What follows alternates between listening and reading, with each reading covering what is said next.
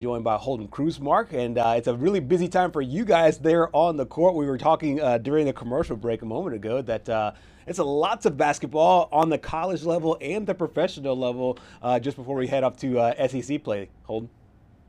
Yeah, now that OU's out of the playoff run, we are officially on to basketball season here in Oklahoma. Yeah. Football is a thing of the past. We're all hoops here now, between the Thunder and OU and OSU.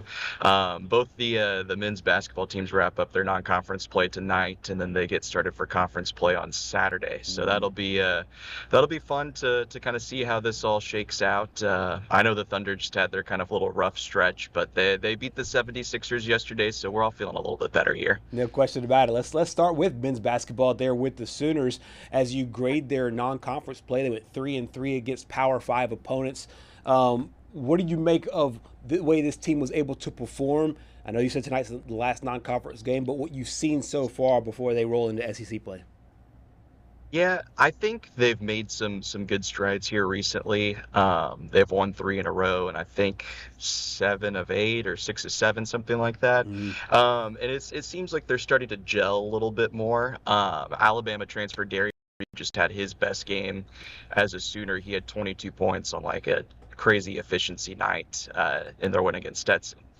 Again, it's Stetson, but it's always good to see the ball go in the hoop. And Xavier Brown, who is kind of one of their lead guards, he had turned an ankle earlier in the season, and it kind of impacted him a little bit. And I think that's how they kind of dropped one of their games. So it's good to see the team kind of rounding into shape. They've got a handful of good players, and they've got a lot of playmakers too. They've been having Tay Davis play a little bit more with the ball in his hands and kind of distributing and stuff. And so that's always kind of interesting when you've got a 6'9" guy that can handle the ball and make plays.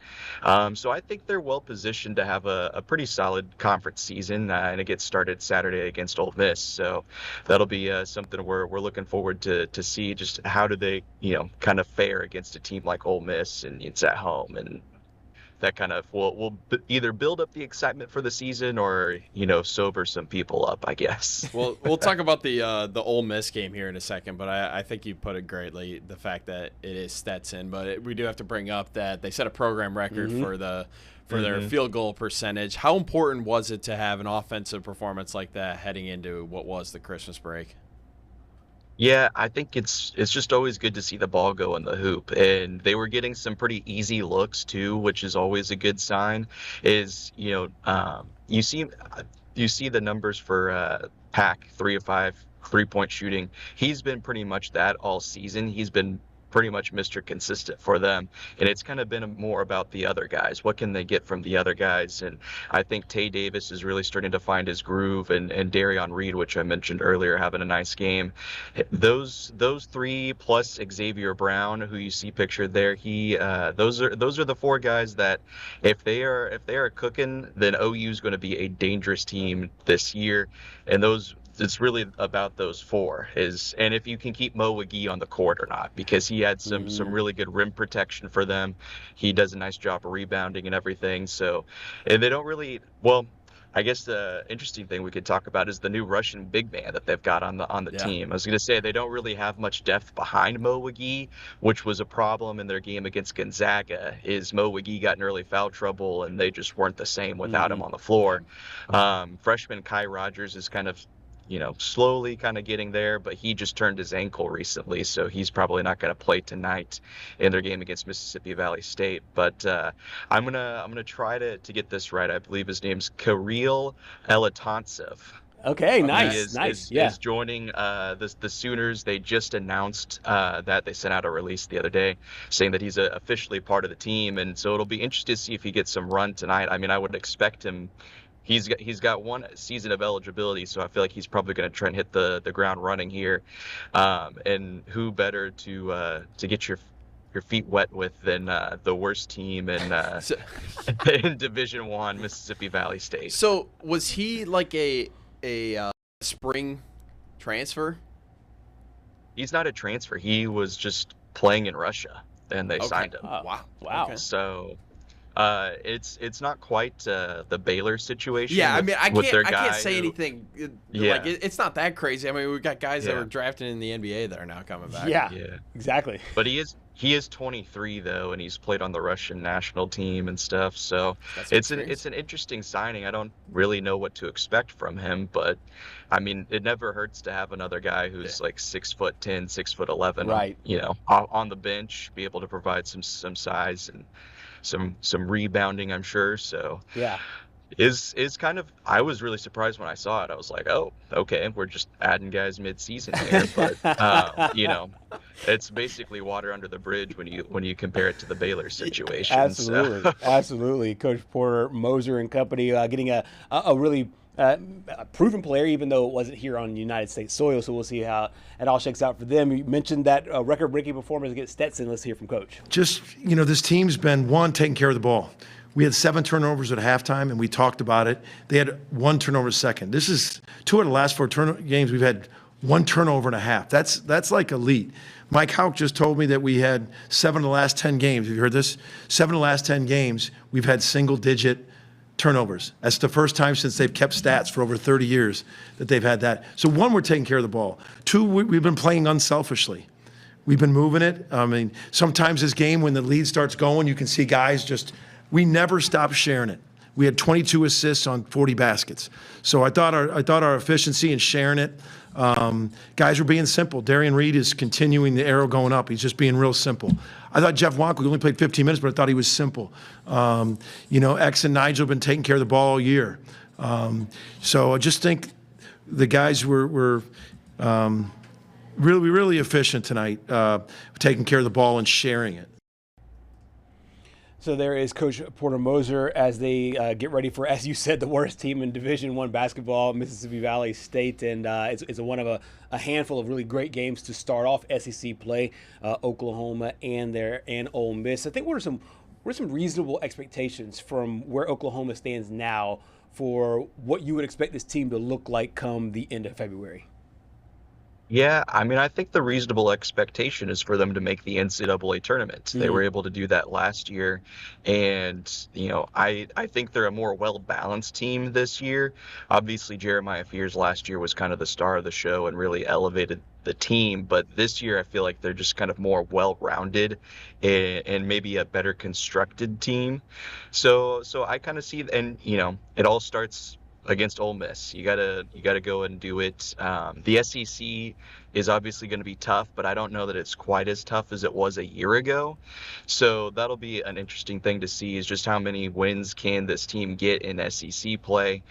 They made the tournament last year, I think, with only 6 SEC wins. So that was a pretty low That's Big bar 12 to numbers. meet. So I'd like to see them hover around 500 for conference play, and I think that gets you firmly in the big dance. And once you're in there, it's all. We'll see what happens. But yeah, I do like this team, and they are coming together a little bit, and they just have really solid pieces. And I think Porter mentioned in his press conference that the bench is really starting to come in to fruition for them. Is they had a lot of guys that really hadn't played much.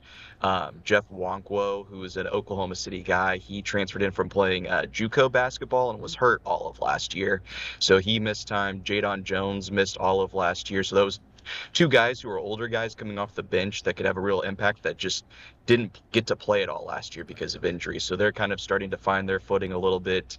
Dayton Forsyth, who was a true freshman last year, he's getting more experience. And then you have Kual Atak, who's he redshirted all of last year, so he didn't play. And you've got the freshman big man Kai Rogers, and now you've got the Russian big Elatantsev that's coming in. So, I think the bench is really what will kind of help this team if they can kind of eat up some of those minutes when the starters are having to rest and just kind of keep it a net neutral. I think that'll be really important for this team. And it seems like they're maybe growing a little bit in confidence and starting to find themselves a little bit, which is always a good sign if you're able to get some guys come off the bench and help make an impact like that. Holden, I take a look at this SEC schedule to open up the year, and specifically the month of January. And on paper, it looks like a gauntlet. But the thing is, all of these games against Florida, Alabama, Arkansas, and Texas are all at home.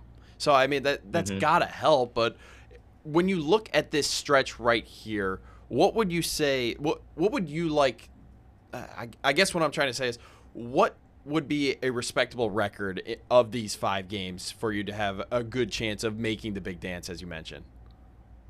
Yeah, I think if you're able to win 2 of those games, I mean, that's probably a good, momentum builder right there. Like you said, it's at home, and OU kind of over the course of the last few years, they've pretty much always played these games really close, and then just kind of found ways to lose these kind of games. They won a couple of them last year, but there's just so many games where you would see them just right in it and then just find a way to lose. And so I think winning a couple of those would go a long way towards, tournament resume. Beating Texas is always a very important thing. So if you're able to beat Texas and one of those, and even if you're able to win 3 of those, I think that's, really great for the outlook of this team moving forward. But yeah, I mean, it's going to be a tough grind in the SEC, and, getting every win that you can, especially at home, is going to be big, because we all know winning on the road ain't easy. Yeah. So that'll be big to have all of those games at home in Norman. The Lloyd Noble Center isn't really a premier venue, nor is it extremely raucous, but it's always good to play at home, regardless of what the environment is. Yeah, like. yeah, and they're perfect 6-0 at home. Well, for what that's worth, and as you said, it's not necessarily it's not Rupp Arena, but it is one of the places where Oklahoma has been successful. Let's flip over to the women's side, because this is a team right now on a tear, 12-1 in the non-conference. Their only loss is to a top 5 team in the country, UCLA, in the early part of the season. What do you make of what the women have been able to do so far, and being able to carry this momentum as they go into SEC play on Thursday? Yeah, the women are definitely the better team between the two. Yeah. I mean, they have higher expectations, they've got a higher ceiling, and I mean, they came into the season as a preseason top 10. I think they were number 6 in the preseason. The one thing that I would have liked to seen is them maybe play a little bit more of a competitive game against UCLA. Like, it's pretty clear to me that they're not on the UCLA level, just the way they played against them. And granted, it was early in the season. I think it was their second game, so it's hard to put too much stock into it. But I think UCLA kind of definitely showed, like, hey, you guys aren't to this level yet. And part of that will be Aaliyah Chavez. And, how much can she grow this year as a freshman? What level can she get to? Because that's essentially how far this team can go, is to see where Aaliyah Chavez can get as a player this year. One of my concerns with her had been just kind of like, she kind of had like Carmelo Anthony stat lines, where it was just like she'd get a lot of points, but on 18 shots. And you're like, well, we'd like to see it a little more efficient. And I think she has become a little bit more efficient. I think she's starting to find her way a little bit, and how she fits into this team. And obviously, when you have Reagan Beers down low, you got to get her the ball. And kind of, I think they've got some really good perimeter players, but I do think ultimately they want to work inside out, because once you can draw all the defenders in to get, try and stop Reagan Beers, that opens you up for Peyton Verhulst and Chavez and Zaya Van to knock down some 3-point shots. And I think they have better shooters, or maybe not better shooters, but like they've got better shooting this year. And I think Chavez is a big part of that. She's shown that she's able to knock down the 3 ball pretty consistently. So I think that really raises the floor of this team, and they'll probably be hovering around that top 10 range all season. But as we know, the SEC this year is extremely tough in women's basketball, and they may be the 5th best team in the conference, and that could still be they could still be a top 10 team despite that. Goodness. And that schedule just wow, that's brutal. That is brutal. You know it's coming, and then you look at that and you're like, wow, that is just I mean, they get LSU and South Carolina at home this year, which will be helpful, but I still don't know if that really leads to you getting the wins. They did play LSU really tough last year in Baton Rouge, and I was pretty surprised by that, just like the way that they were able to keep that game so close. So who knows, maybe now it's at Norman this year, you're able to beat them. That would be a huge win.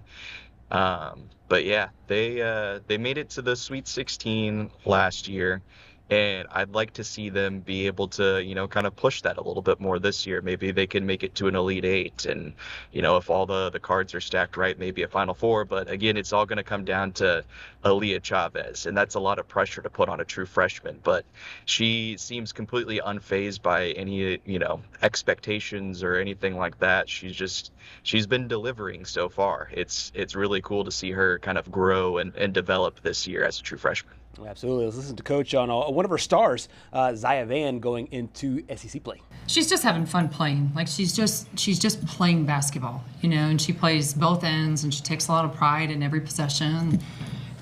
She stays in the moment. She doesn't think about the scoreboard. She doesn't think about what she did wrong the play before or what she has to do the next play. She's doing a really good job of just playing, and you can see it in her, and you can see just how confident that she is.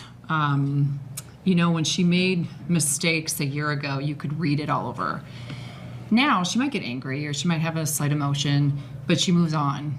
And I think that's a testament of her maturity, but also that she knows that she just has put in a lot of work and that she can move on and she can reset. And I think it shows that she's really close with her team. I think she believes in them and they believe in her. Holden, what's going on with the Thunder and the Spurs? Because it seems like the Spurs have had their number here. 0-3, the Thunder go against San Antonio so far. And they were all within the last 2 weeks too. Yeah. They hadn't played them, and then you get them 3 times in 2 weeks. And you had the NBA Cup semifinals game, which I think was probably the most surprising of the losses, just because it's a bigger stage.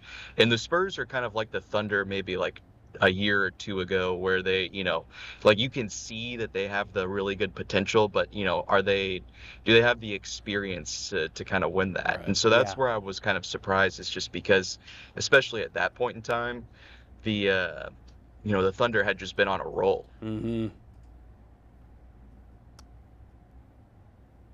Did we lost Holden for a second?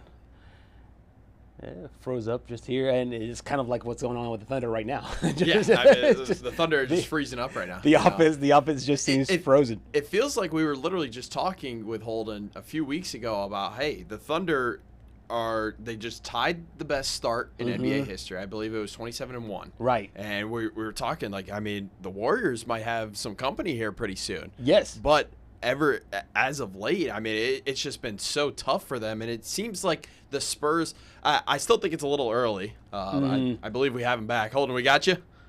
Yes. Yes. I think I'm back. Yeah. So. We were just saying, the freeze is kind of like by Wemby, I guess. Yeah, you got blocked by Wemby. Yep. No, we were saying that this it just feels like you were mentioning this point, the fact that the Spurs feel like you're almost looking into a mirror in the past about what this Spurs team looks like as compared to the Thunder. Do you think this is a growing concern, because if this is a playoff series, this will be a 3-0 series as of right now, and as you mentioned, it's been within a really tight window. Yeah, and I think Wemby even mentioned that too, how it kind of did feel like a playoff series where you've played them 3 times in like 12 days or whatever it was. And he said that they gained some very valuable intelligence from playing this Thunder team. So I think that does, cause some concern, but I also would just like to see them actually do it in the playoffs. Like, it's one thing to do it in the regular season, but to do it in the playoffs, I think that'll really be the kind of the benchmark for the Spurs. But yeah, they definitely sent a message to the league, whether they, think they did or not. But I think that, just the way the Thunder had looked before playing the Spurs, it was like, because I think they were 25-1. 25-1, yeah. And then they lost to the Spurs, then they lost to the Wolves, and then they lost to the Spurs 2 more times. And it whoa. definitely makes the Thunder seem more vulnerable than they did at one point, because at 25-1, you had all the talk about, oh, are they going to break the Warriors record for most wins in a season? And now, I think teams can see this and think, well, hey, we can beat this team, and they're maybe a little bit vulnerable.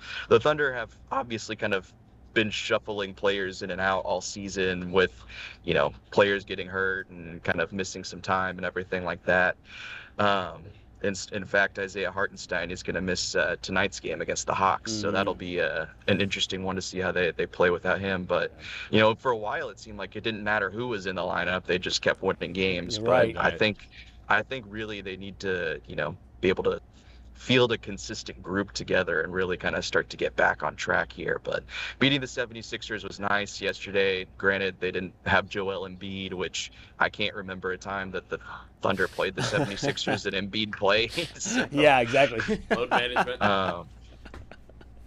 But I think that was a good mark to kind of, like, hey, let's hit the reset button. We're not playing the Spurs anymore. We don't have to see Wemby and Stephon Castle and Devin Vassell, and Keldon Johnson went off against them too. Right. So yeah, it was a good reset, and you get the Trae Young and the Hawks tonight, so that'll be another good one to just kind of flush that out of your system. And I think they've already done that. They preach the 0-0 mindset, and so that'll be a big thing for them this year. But it'll be super interesting to see if the Spurs and Thunder end up getting matched up in the playoffs at some point. Just depending on how the seeds shake out. If they're the 1 and the 2, then maybe we get a crazy Western Conference Finals, which would essentially probably be the NBA Finals. Yes, considering how the East has looked so far this year.